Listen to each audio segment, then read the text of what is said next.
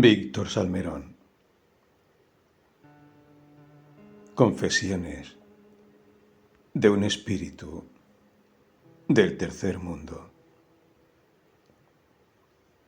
1. Un domingo resplandeciente. Voy a morir. No sé si estoy viviendo los últimos días o meses de mi vida.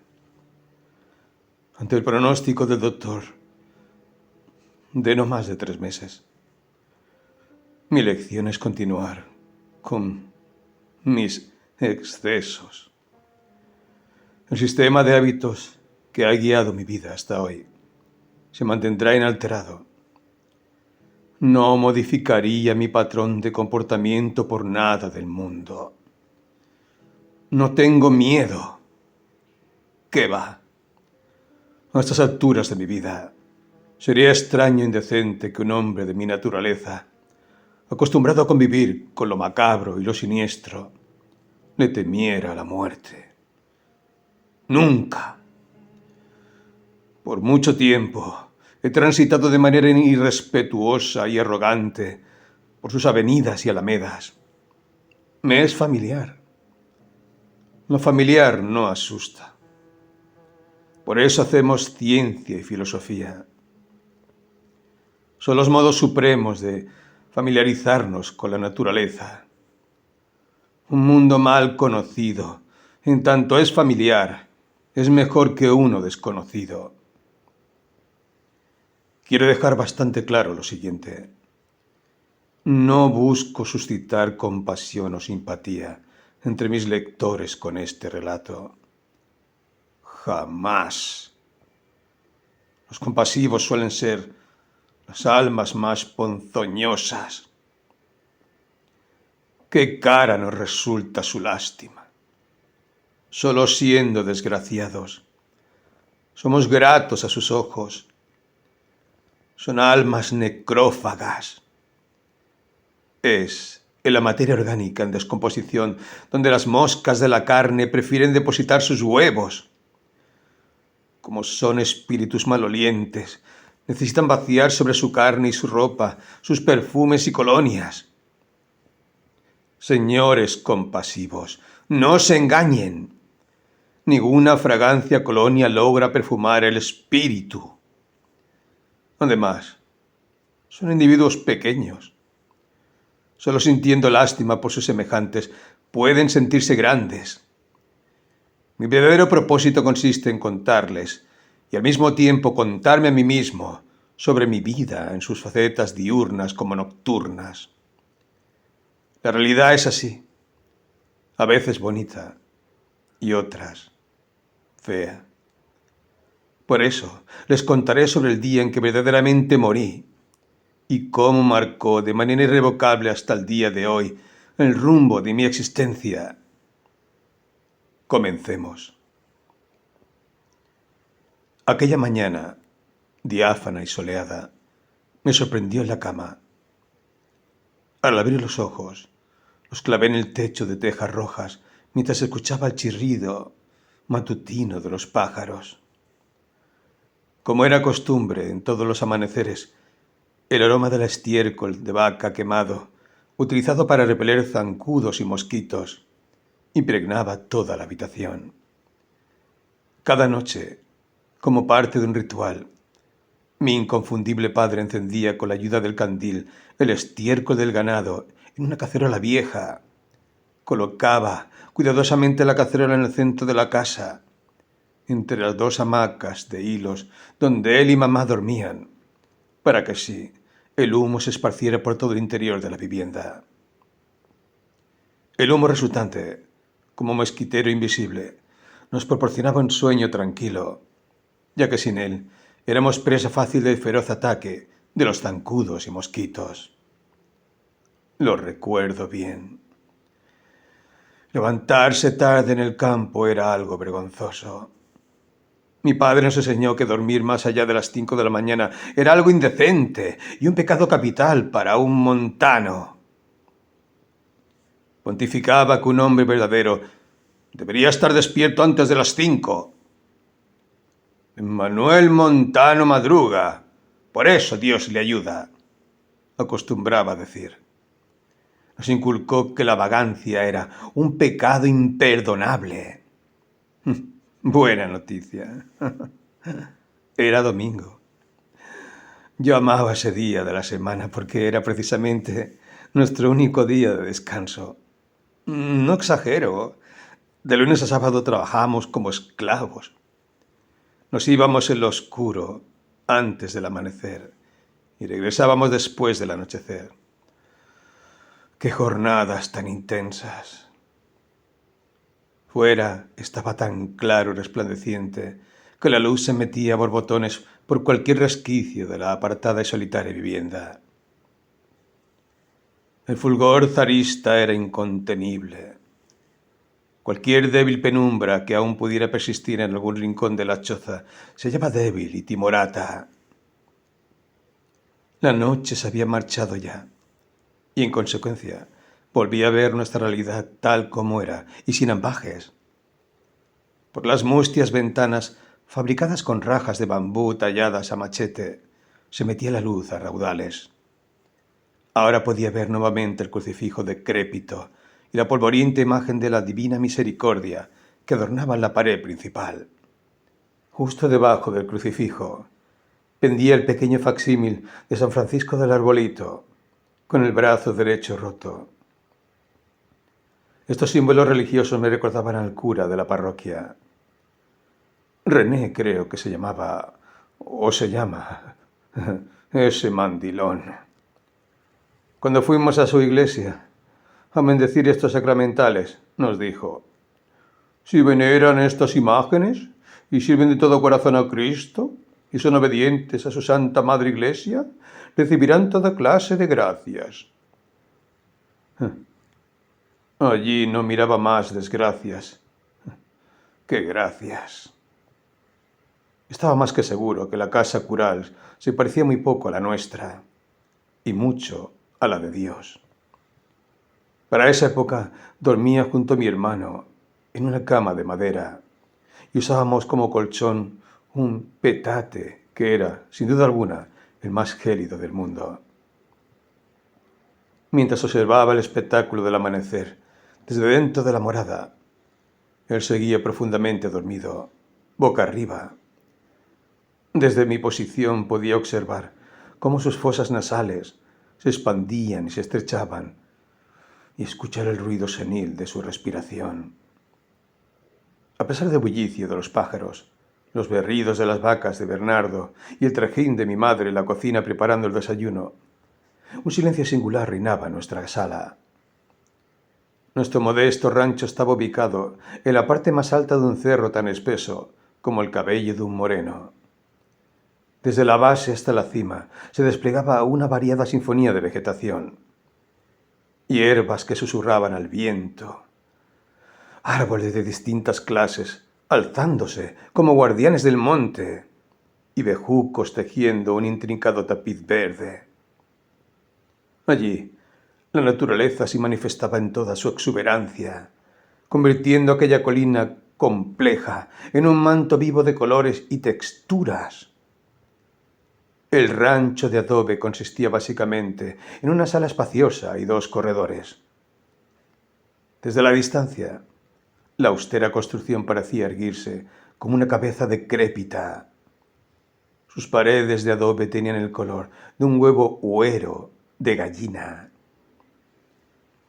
La piel arrugada de sus paredes atesoraba las huellas de los años y de las estaciones que habían besado y defecado su superficie.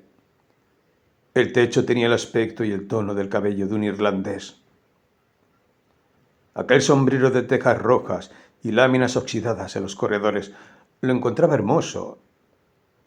Las puertas, 2 bocas improvisadas de retazos de tabla y lámina, susurraban historias de vidas pasadas y presentes. Una mirada hacia el sur y la otra al norte. Una miraba hacia el sur y la otra al norte. Sus marcos desgastados eran como labios que habían pronunciado un sinfín de palabras justas, sin correlato. Las ventanas, como los ojos envejecidos e imperfectos de Sartre, permitían dominar el verde valle que a lo lejos se unía a la ristra de montañas y cerros azules que se erguían orgullosos, como testigos mudos del paso del tiempo, sobre las miserias de sus infortunados cantones y caseríos. Así, nuestra vivienda se erigía como un escudo artificial y mal hecho ante las lluvias y los temporales tropicales. Por mi parte, hubiera querido seguir durmiendo, pero era inevitable. El sol ya había abierto los ojos como un búho. Estaba despierto, y por más que quisiera, no podía oponerme a su indisputable hegemonía. Unos minutos después, me encontré en el corredor de la casa, solo, en calzoncillos, atónito y sorprendido por lo que presencié. El gato Barcino, encargado de proteger la taciturna morada de la invasión inescrupulosa de ratones y culebras, yacía muerto en medio del corredor. Muerto para siempre como mi espíritu. Al principio pensé que dormía, pero al tocarlo con el pie, advertí que estaba rígido, como un pedazo de madera seca, y frío, como el lomo de un sapo de charco. Fue veneno, pensé, pues había señales de vómito y estiércol diarreico que reforzaban mi infundada teoría. Al parecer, algún vecino entre las 3 casas circundantes le administró algún tipo de veneno, provocando así su trágica muerte. Desde que tuve uso de razón, advertí que la vida rural se estaba más en contacto con la muerte que la ciudad. Por tanto, los hechos trágicos me resultaban menos impactantes. Entré y me vestí rápidamente, y luego volví junto al cadáver. Mi madre llegó a donde estaba y me dijo: ¡Qué barbaridad, hijo! Este animal estaba muy sano anoche.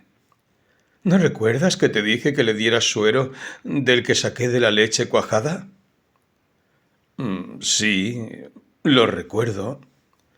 También tomamos chocolate de cacao con mi hermano en la casa de Bernardo.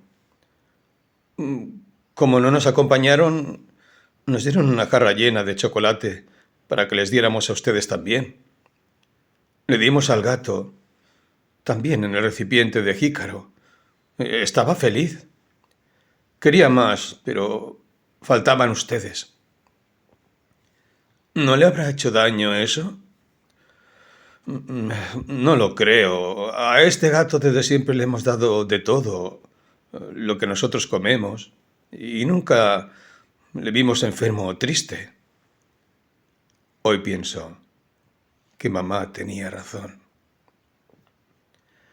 ¿Qué habrá pasado entonces?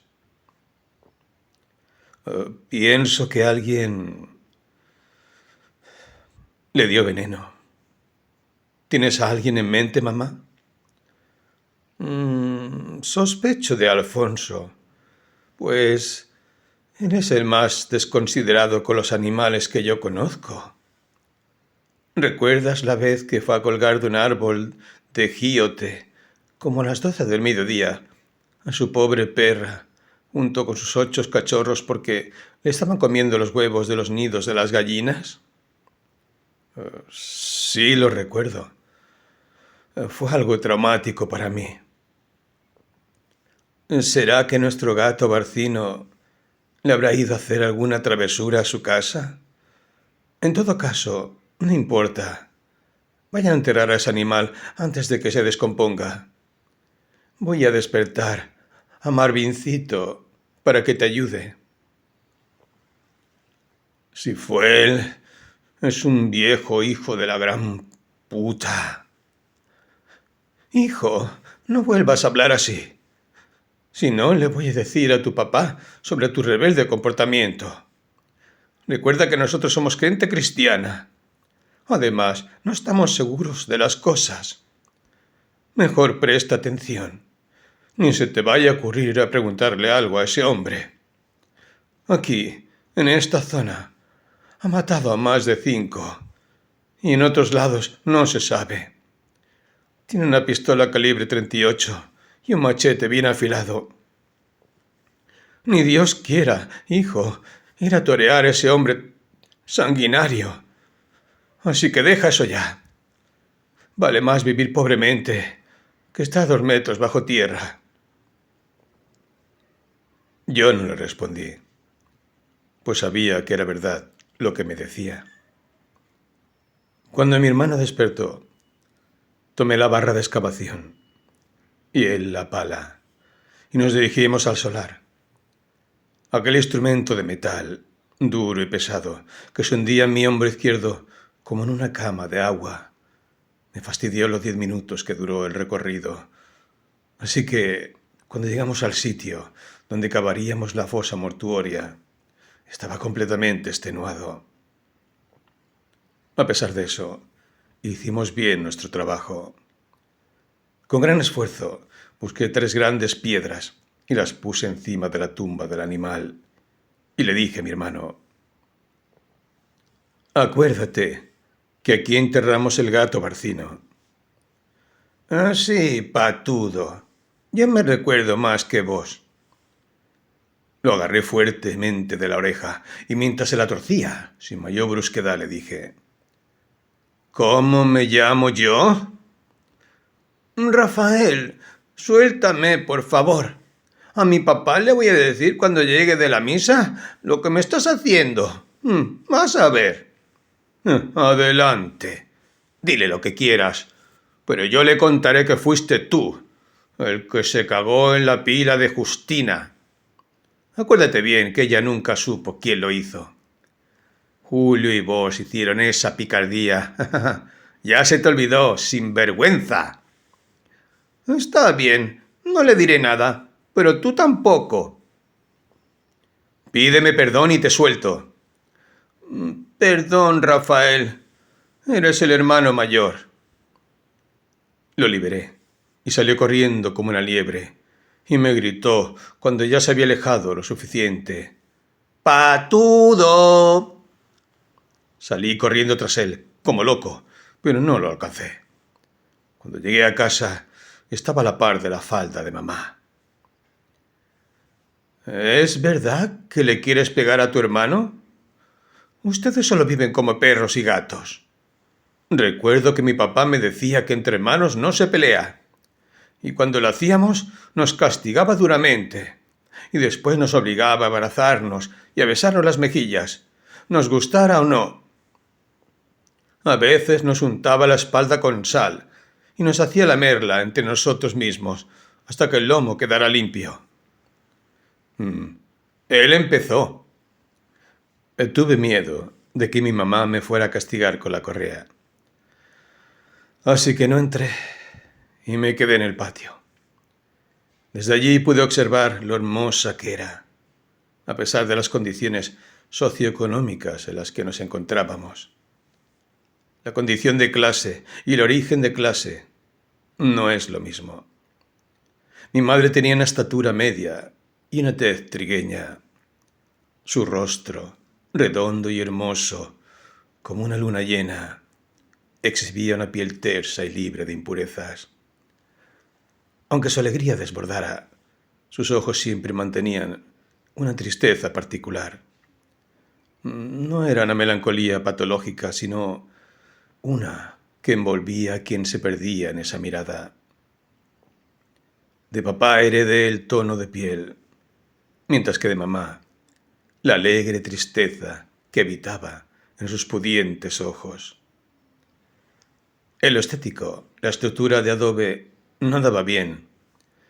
No me quedaba ninguna duda.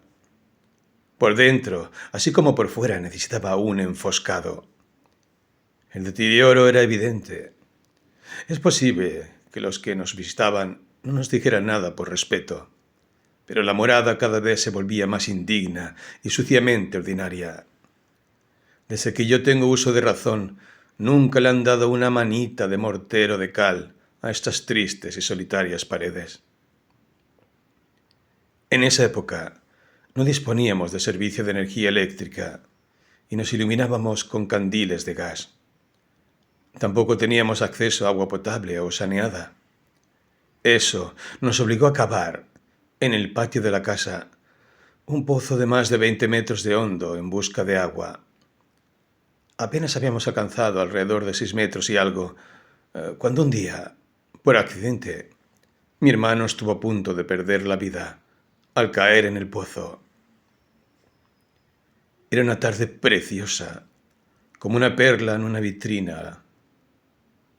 A lo lejos, el sol se hundía en el umbral de las montañas, doblando las últimas campanadas para sí mismo. Mi familia y yo nos encontrábamos en el bochornoso escenario de nuestro patio polvoriento, compartiendo sanamente, mientras la charla animada fluía como la corriente de un río pedregoso de palabras. La tragedia acechaba como una sombra silenciosa. La tarde agonizante no quería morir sola. Mi hermano jugaba sin juguetes cerca de nosotros. De manera tozuda, intentaba capturar, sin ciencia y sin método, a una mariposa amarilla que danzaba en el aire. Sus alas, como pétalos de oro en movimiento, destellaban la luminosidad efímera de la vida. Inconsciente de que su danza ligera se convertiría en la chispa que encendería la tragedia, y por poco, consumada. Todos somos inocentes. Nada ni nadie es culpable en la naturaleza. Solo danzamos y jugamos a ser libres, a ser malos y buenos. A veces, nuestras travesuras infantiles resultan nefastas para otros. Mi hermano corría como un gato, persiguiendo una luz en la pared, sin importarle por dónde pisaba. Empeñado en tener éxito en aquella empresa infantil, ignoró la abertura del pozo que se abría como la boca de un depredador hambriento. Su caída fue un golpe abrupto, precipitándose en el aire denso, como la detonación de una pelota de béisbol impactada por un bateador profesional. El semblante de mamá, que era un lienzo de colores vivos, se transformó en la palidez de la ceniza mojada, mientras que el rostro de mi padre adoptó la blancura de un papel bond recién impreso. Mis piernas temblaban como las vibraciones de un motor, y un sudor frío surcaba mi frente. «¡Se mató mi indito!», exclamó mamá, desgarradoramente bajo la presión aplastante de la angustia. En medio de este caos, mi padre emergió como el calmado timón en la tormenta. Atándose una cuerda al abdomen, se preparó para descender al abismo que ahora albergaba a mi hermano inconsciente y cubierto de polvo. Con una soga adicional, amarró a mi hermano a su pecho y desde el interior de la fosa nos instó con gritos desesperados a jalar la gruesa cuerda. Cada tirón resonaba como el eco de nuestras emociones desquiciadas. La experiencia fue aterradora, pero la fuerza de la familia y la solidaridad en la adversidad forjaron un vínculo más fuerte entre nosotros. Por mucho tiempo después, seguimos jugando a que estábamos a salvo de la naturaleza, objetiva y subjetiva, como si alguien estuviera a salvo de la naturaleza. Antes, que teníamos una mula y un caballo, cada domingo, después de la misa mayor, mis padres se dirigían al pueblo, recientemente ascendido a ciudad, para abastecerse de víveres y fundamentalmente de gas. Sin luz, estábamos perdidos. También compraban pastillas de cuajo, pues teníamos 2 vacas flacas que abuela heredó a papá, y mi madre hacía queso fresco y mantequilla tierna. Una hora antes de que surgieran por el horizonte de la bajada, mi hermano y yo ya estábamos listos para presenciar su anhelada irrupción. Cuando veíamos emerger las siluetas de mis padres regresando con los suministros, nosotros corríamos como ciervos en desbandada a ver a un felino hambriento, locos por encontrarnos con ellos. cuando mi mamá se apeaba de la mula y papá del caballo, aunque solo trajeran cebollas y ajos en sus alforjas, todo nuestro mundo volvía a tener razón y sentido, y todo a nuestro alrededor cobraba de nuevo color y alegría. Era el retorno a la normalidad, el instante en que nuestro lienzo cotidiano cobraba vida. Su ausencia significaba para nosotros una suerte de suspensión de la vida misma. Todo se congelaba a nuestro alrededor. El tiempo dejaba de correr y la naturaleza perdía color y vivacidad. Pero cuando surgían en el horizonte, era como contemplar a espartanos regresando de una batalla legendaria. Este momento no solo marcaba su retorno, sino también el renacimiento de nuestro mundo, llenándolo de vitalidad y alegría. Dado que nuestra mula había fallecido en un mediodía resplandeciente de abril, por lo general, solo mi padre iba al pueblo a realizar las compras. Cuando mamá asistía a misa, tenía que ir a pie, ya que la parroquia estaba situada a unas 3 horas de nuestra casa. Nuestra fuente principal de alimentación era el maíz y el frijol. En aquel tiempo, más que hoy, éramos hijos del maíz. Así que, por el trabajo, no nos preocupábamos. No teníamos que ir lejos y exponernos demasiado. La milpa la sembrábamos en el solar de la casa y cuando alcanzaba su plena madurez como guate, la tapa seca del maíz y la mazorca estaba bien formada y sus dientes bien blancos y duros, le sembrábamos el frijol. 3 manzanas de milpa era suficiente para comer, vender y comprar algunos estrenos de fin de año. Mi padre nos inculcó la importancia de realizar la siembra, tanto en primavera como en postrera.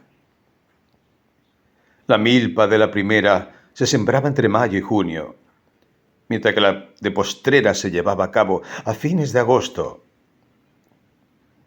En ocasiones, las sequías representaban un desafío para el éxito de la siembra, y nos enfrentábamos a aprietos en más de una ocasión. Sin embargo, al cultivar también yuca, plátanos y camotes, lográbamos superar estos obstáculos.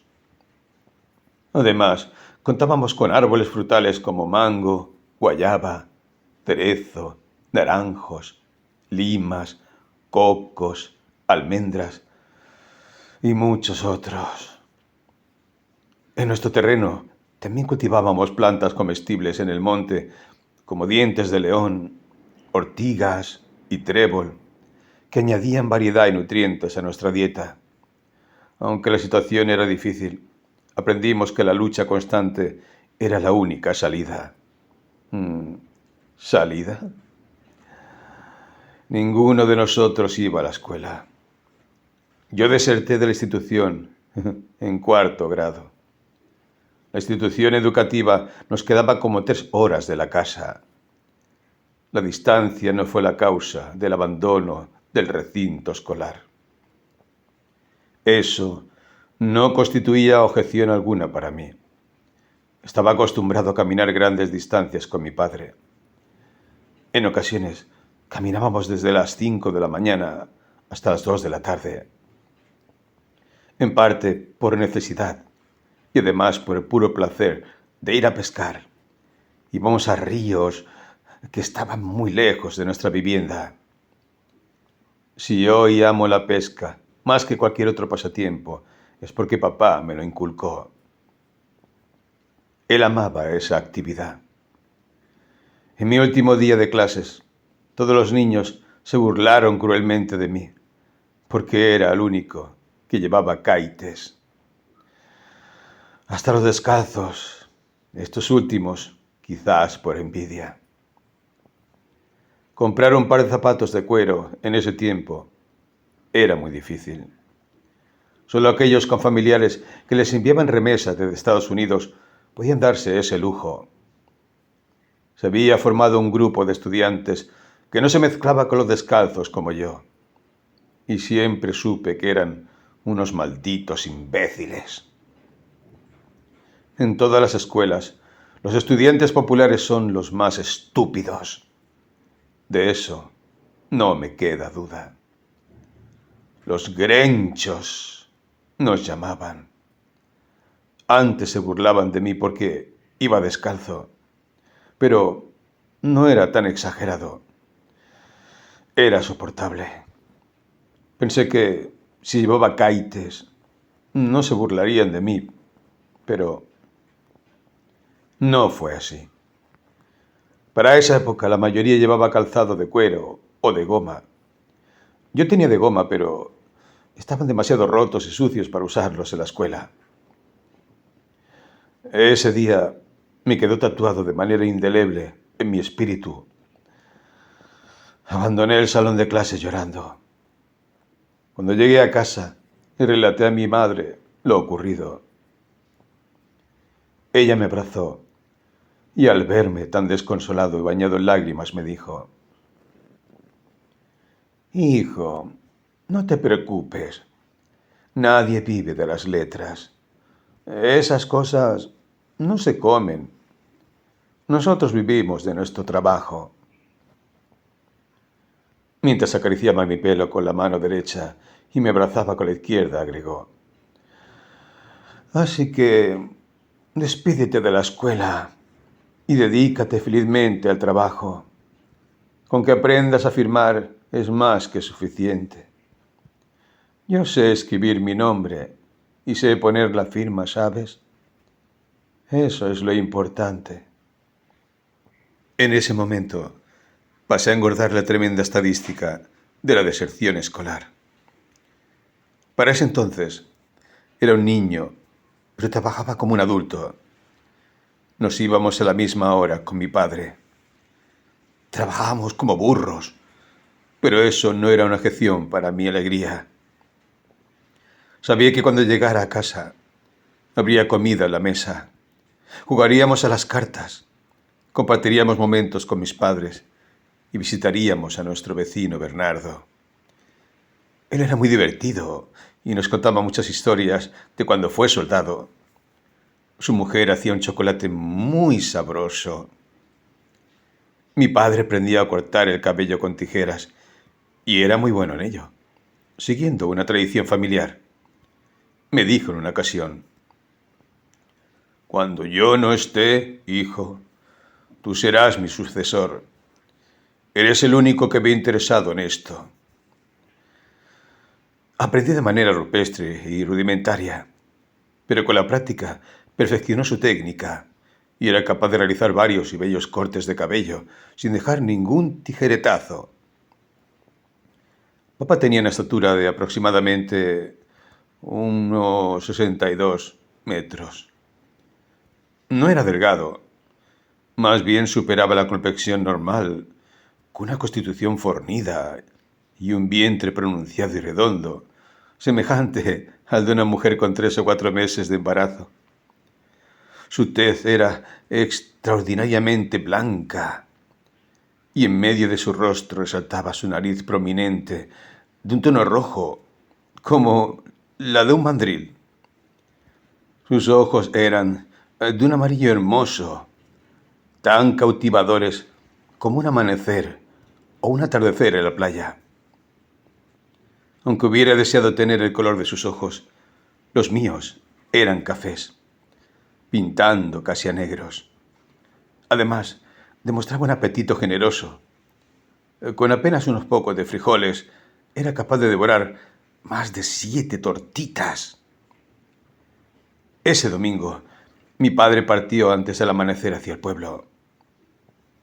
En primer lugar, asistiría a la misa mayor en la iglesia y luego realizaría las compras en el mercado. En esta ocasión, no le acompañó mi madre, ya que la economía no nos permitía gastos adicionales. No me gustaba cuando ambos salían. Me sentía demasiado solo. Su ausencia resaltaba las paredes de adobe lúgubres, las láminas del techo extrañas y siniestras, el molino de mano, solitario y asqueroso, la mesa del comedor improvisado y los taburetes, demasiado melancólicos. Sin ellos, este lugar parecería una casa de cementerio. A las 10 de la mañana, el sol estaba inclemente e implacable. Ya no acariciaba la piel con su suavidad matutina, sino que se sentía como si lleváramos brasas en la espalda. Además, la humedad era sofocante. Bastaba dar unos cuantos pasos para que la ropa se pegara al cuerpo. De vez en cuando se levantaban ráfagas de viento, incisivas, que se infiltraban en las pupilas y se aferraban molestamente a la piel y cabello. Por eso detesté tanto Usulután. En San Miguel uno se siente que se achicharra, pero en Usulután uno se siente como un helado o una paleta de chocolate fuera del refrigerador. Cuando estuve allí, ni siquiera la brisa proporcionaba alivio. Más bien, era cálida, similar a cuando uno se acerca a un horno de trapiche en el que se cuece el agua de caña, que luego se convierte en dulce de panela. Alrededor de las 11 de la mañana, mi hermano y yo salimos de nuestra casa para esperar a nuestro padre. Elegimos sentarnos en unas rocas resguardadas bajo la sombra de unos quebrachos. El día era perfecto y no se presagiaba en el horizonte lluvia alguna. Frente a mí se hallaba mi hermano solamente, llevando un calzoncillo de manta, y podría jurar que contaba sin dificultad alguna sus 24 costillas. Yo amaba la noche porque aquella me ocultaba con su manto oscuro la indignidad en la que estábamos enfrascados, mi familia y yo.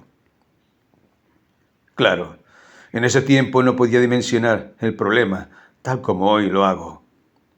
La luminosidad del día permitía verlo en toda su crudeza. ¿Y quién quiere ver la realidad tal como es? Porque la gente no quiere ver la realidad tal como es. Es que hemos humanizado a la realidad. La filosofía y la religión son mantos que le hemos puesto al espíritu para no verlo en su crudeza y en su puridad. Y la ciencia y la tecnología no son más que modos de domesticar la ferocidad de la naturaleza, modos de encubrir lo miserable y lo desdichado que somos. Tenía la impresión de que la única conexión que lo mantenía íntegro, unido a la totalidad de su cuerpo, era su piel, pues sin ella se habría desintegrado en un montón de huesos rodando por el suelo. Un costal de huesos. A eso estaba reducido mi hermano. En esa constelación de piel y huesos, la carne brillaba por su ausencia. Lo único pronunciado era su abdomen. Lo demás era miseria pura. Solo ahora que tengo una percepción más nítida y una comprensión más aguda de la realidad, puedo apreciar lo espantosa que es la pobreza, lo horrible, humillante y ofensiva que resulta para cualquier ser humano.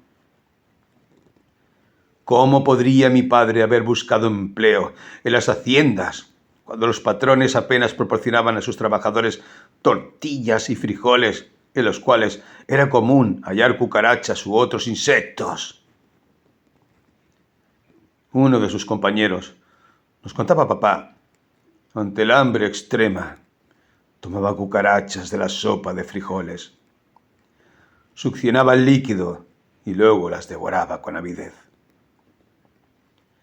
Dado que no estaba acostumbrado a ingerir cosas tan repulsivas, prefería pasar hambre.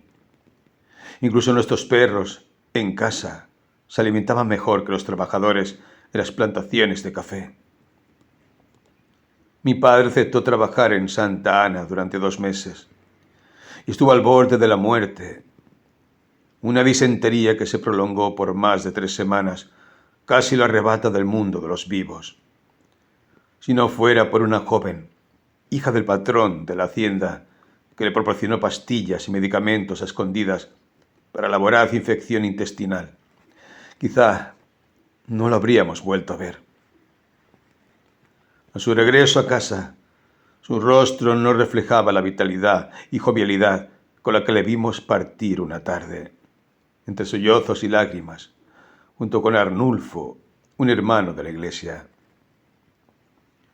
Cuánta indignidad y mezquindad de espíritu se atrincheran en las conciencias de estos hombres déspotas, oligarcas cobardes y reactivos, que lo acaparan todo y nunca se saciaban.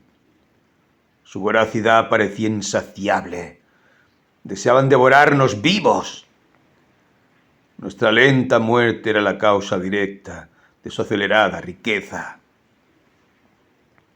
Además, la guerra ya había estallado.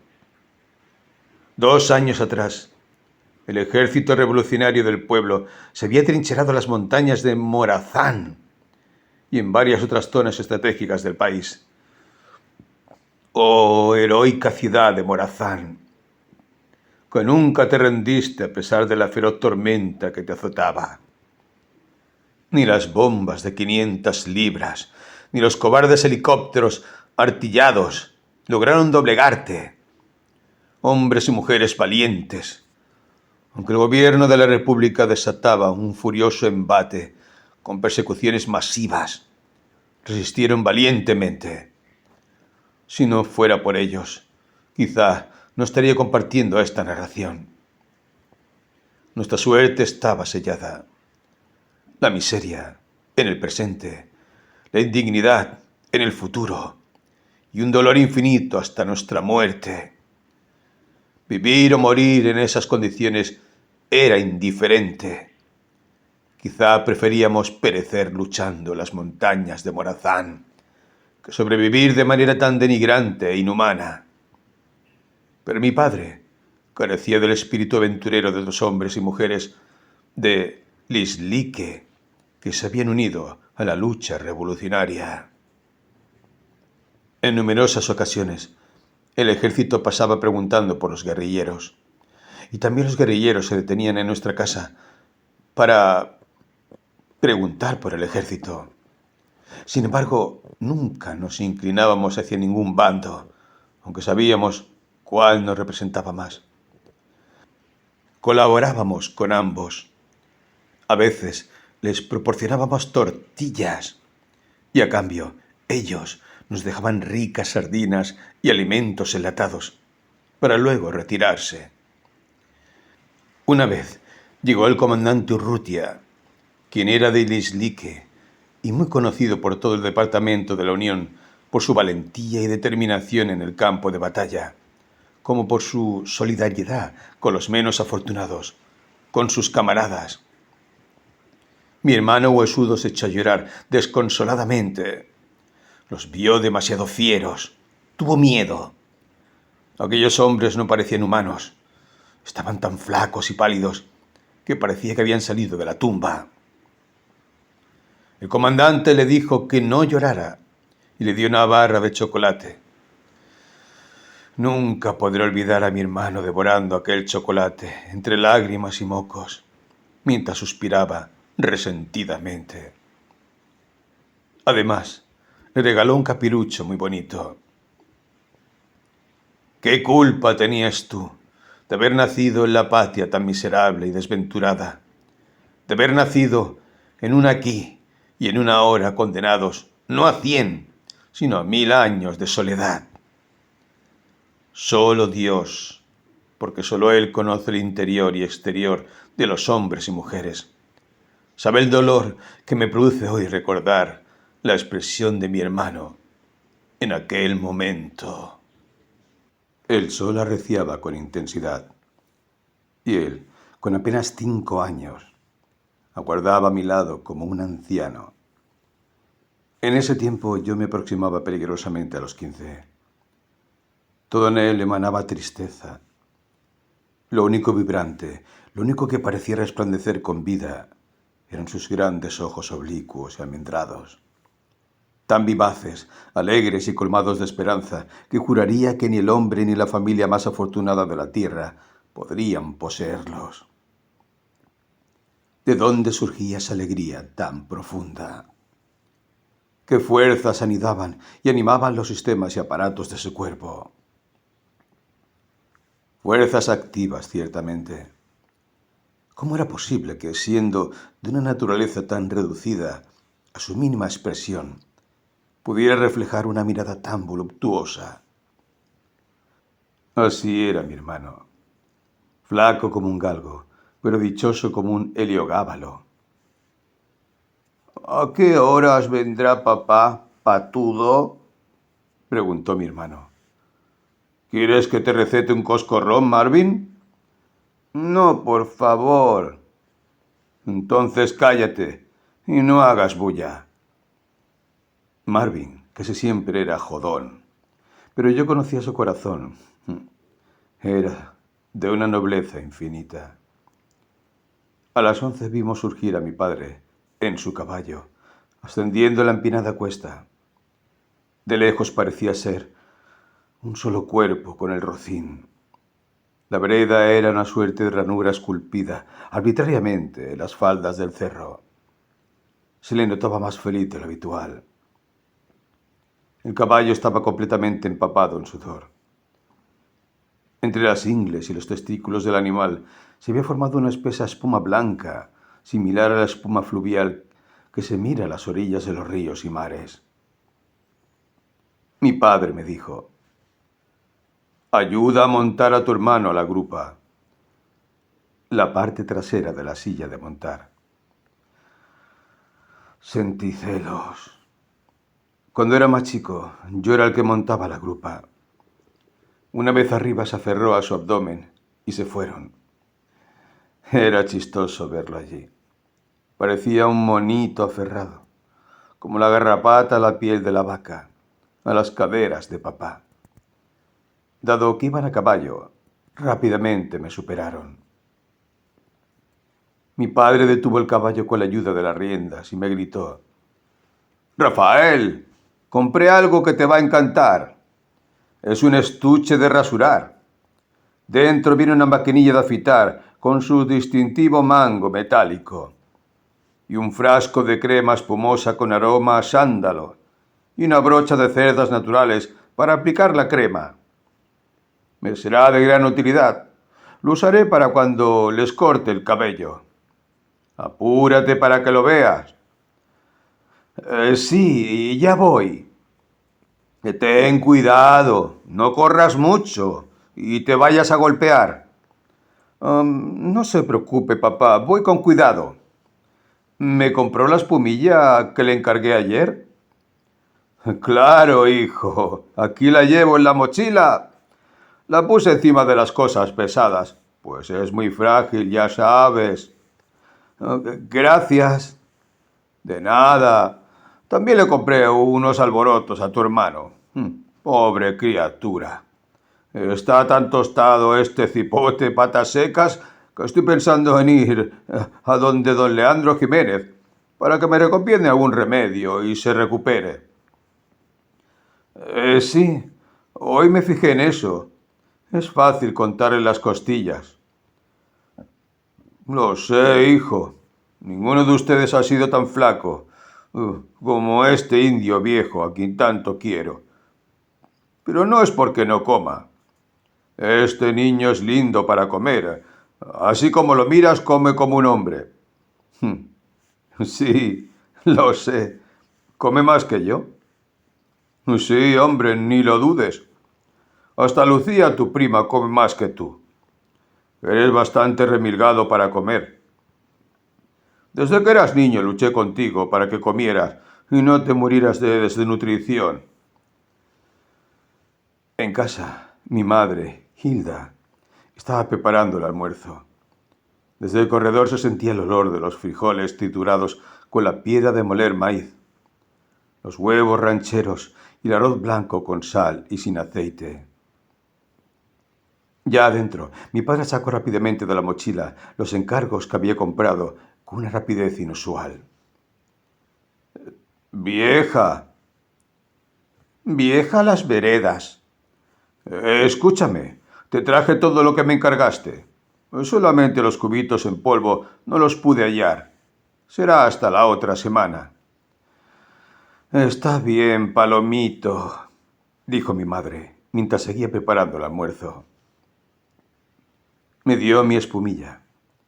Aquel merengue suave y esponjoso, elaborado con claras de huevo, azúcar y saborizado con vainilla, me volvía loco. Mi gran adición desde chico ha sido la azúcar. Lo dulce es mi talón de Aquiles. Papá parecía desconectado y ansioso. Cuando sacó el estuche de rasurar de que nos había hablado, todos quedamos estupefactos. Era hermoso y plateado. Es americano.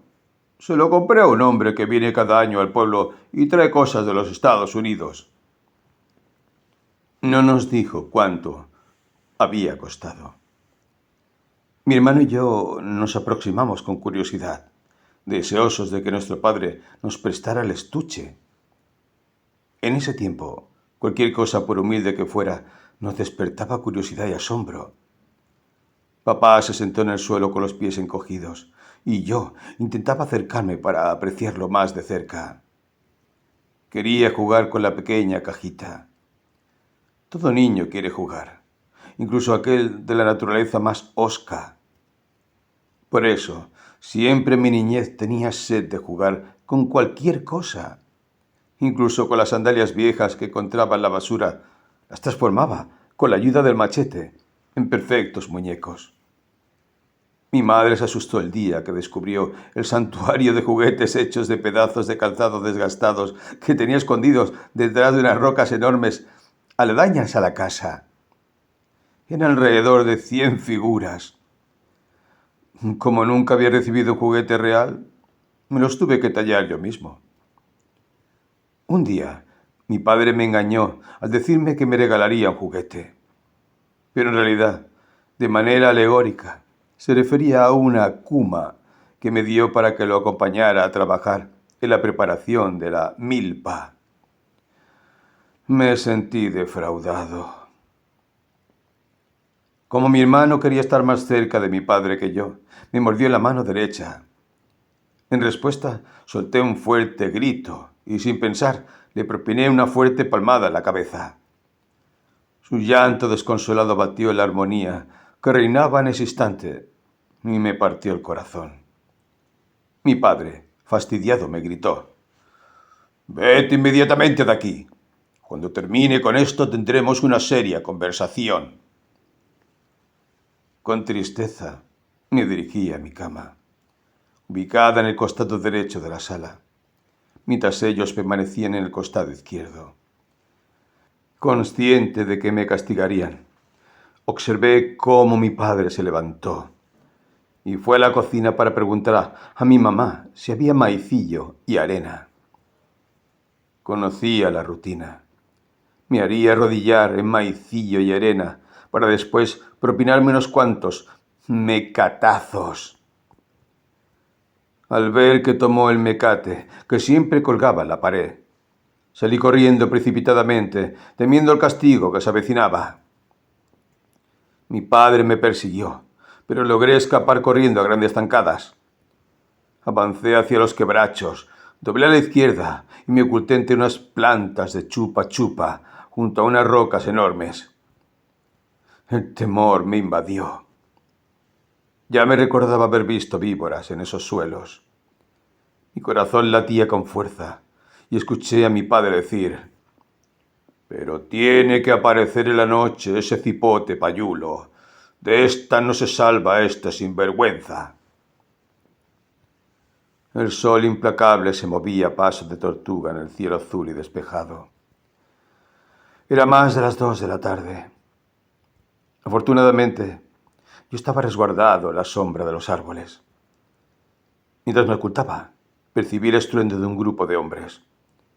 Desde mi posición, a duras penas, se veía la vereda pedregosa y polvorienta, y la vegetación, en las orillas, estaba cubierta de polvo. Sin embargo, logré distinguir que eran los soldados. y al parecer se dirigían hacia mi hogar. Seguramente iban en busca de tortillas y frijoles. Anteriormente ya habían venido preguntando por guerrilleros y solicitando tortillas. Unos minutos después resonaron disparos de fusiles de asalto y supuse que tal vez habían topado con los guerrilleros. Cerca de nuestra casa muchas veces hubo enfrentamientos. Cuando eso ocurría, nosotros dormíamos tirados en el suelo boca abajo. Por precaución, decía papá. El cielo se encontraba totalmente despejado, sin ninguna nube visible. El hambre me sobrevino de golpe. La desesperación no menguó en su estatura. El domingo resplandeciente me resultaba perfecto, demasiado perfecto para desperdiciarlo allí, escondiéndome de papá. Después de un rato, vi el cordel de soldados, volviendo por el mismo camino, así que decidí regresar a casa. Tenía dudas, pero confiaba en mis dotes intuitivos. Perfectamente podía escuchar sus grandes carcajadas y palabrotas. Cuando estaban cerca, podía escuchar claramente. A medida que se alejaban, las voces se convertían en un zumbido parecido al que hacen las abejas en una colmena. Conocía la psicología de papá más de lo que él pudiera imaginar. Sabía que sus enojos, por regla general, no duraban más de una hora. Y era probable que no me castigaría al presentarme de nuevo. Así que me dirigí, a pasos de adolescente, a casa. Al ingresar, no percibí ninguna voz, movimiento o trajín humano, excepto el molesto cacareo de las gallinas y los gló-gló de los pavos mal alimentados, lo cual me pareció extraño. Al adentrarme en la sala, quedé completamente petrificado. ¡Santo Dios! Sentí como si la casa entera se desplomara sobre mí. No pude articular palabra, chillido, alarido, ni sonido alguno. La voz me abandonó por completo. Lo único que recuerdo es ver a mi padre, empapado en un charco de sangre, sosteniendo a mi hermano en sus brazos velludos de árabe, mientras mi madre yacía inerte a sus pies. Jamás se borrará de mi memoria la imagen de los sesos de mamá, pegados a la blanca pared de adobe. Mis ojos inundaron de un agua caliente y salada que quemaba mis mejillas mientras realizaba su recorrido tortuoso hasta desvanecerse mi pescuezo escuálido de inglés. Había sangre por todas partes. El olor dulzón de la sangre impregnaba el aire de la choza. Esa fragancia de la muerte quedó grabada a fuego en mi memoria, difícil de borrar. La tendré presente hasta el último aliento de mi existencia. Cortaron los lazos de las hamacas, que quedaron manchadas con la sangre inocente. Los cuerpos tenían tantos orificios como un tamiz. Estaban perforados exageradamente. Sí, como un colador. Malditos hijos de puta. Había granos de frijoles y maíz por todo el piso de tierra, flotando sobre las pozas de sangre en la lúgubre sala de muerte. Antes de marcharse, se aseguraron de destruir los graneros donde guardábamos los granos básicos. Así los guerrilleros no podrían quedarse con aquel jugoso botín. No estoy seguro, pero es posible que aquellos salvajes hayan violado a mi madre antes de acabar con su vida. Para los soldados, esa era su marca personal. Pasado unos minutos, alerté a los vecinos sobre lo acaecido. No sé cómo lo hice. Perdí la cordura, al menos durante varios minutos. No sé quién les avisó, pero el primo del comandante Pablo y su madre vinieron a ayudarme. El resto de la comunidad se negó, por temor a represalias del ejército. Su nombre era Heriberto. Más adelante lo veía caer en combate. Un auténtico ejemplo de honradez moral y de disciplina militar. Pronto, querido compañero, pondremos en crisis la burocracia celestial. Un raudal de emociones siniestras se agazapaba dentro de mí. Podía sentir, pero no explicar, aquel caos de guerra en mis adentros. A pesar de que el día estaba bello y resplandeciente, en mi mundo sobreabundaba la oscuridad y la fealdad. Junto con Heriberto y su madre, recolectamos los cuerpos tamizados por los proyectiles del fuego reaccionario y los envolvimos con las sábanas azul marinas desgastadas de la cama que compartíamos mi hermano y yo.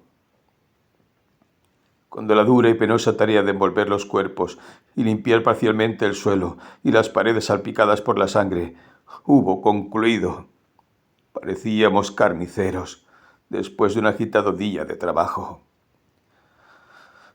Después cortamos un árbol de laurel. Era un tronco largo y delgado, con los mecates que papá siempre mantenía colgados en la pared. Atamos la hamaca a la frágil viga de laurel, asegurándolos de que estuviera firme y segura.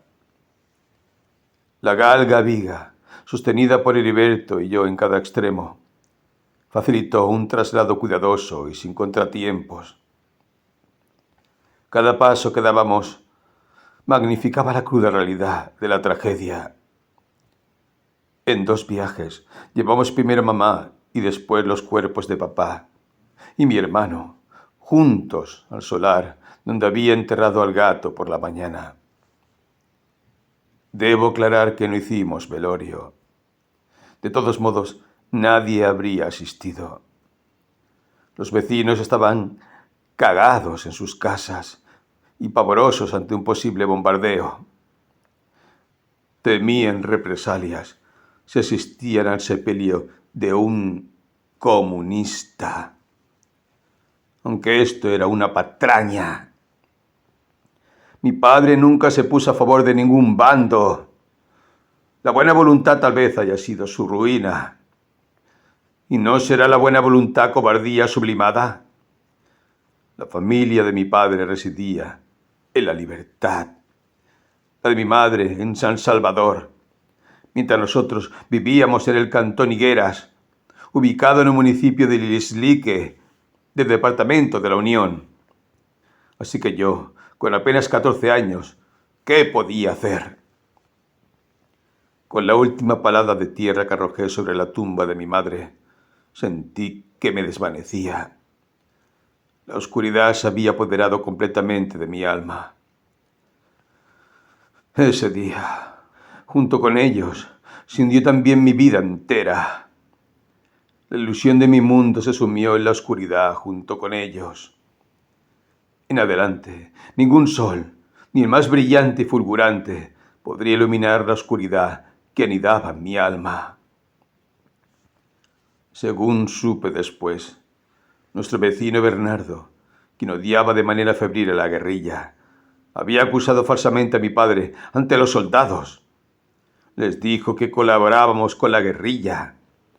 Además, que éramos comunistas y seguíamos la teología de la liberación. Él, en su juventud, formó parte del ejército y era un conservador recalcitrante.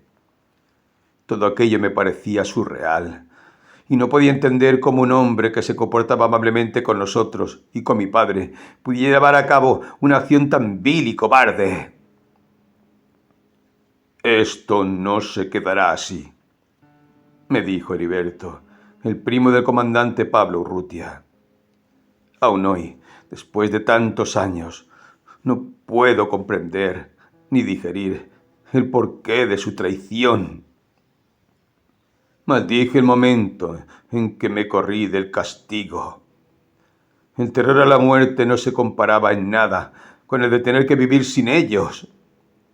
Cada vez que pensaba que no los volvería a ver, me helaba hasta los huesos. Dejé todo como estaba y me marché sin pensarlo de mi casa. Le supliqué a Heriberto, entre lágrimas y sollozos, que me llevara al campamento guerrillero más próximo. Lo hizo. A las 5 de la tarde, bajo el agonizante sol en el horizonte, me presenté ante el comandante Pablo Urrutia. Su figura alargada y esbelta, junto con sus grandes y almendrados ojos, cabeza delgada, enormes orejas y lánguido cuello, le conferían un cierto aire de saluki. Tras una pequeña celebración informal, me uní al ejército revolucionario del pueblo como miliciano y recibí el pañuelo rojo de la revolución. Pronto me enfrentaría a aquellos desalmados que cobardemente arrebataron la vida de 3 seres humanos inocentes, que también eran mi familia. Continuará.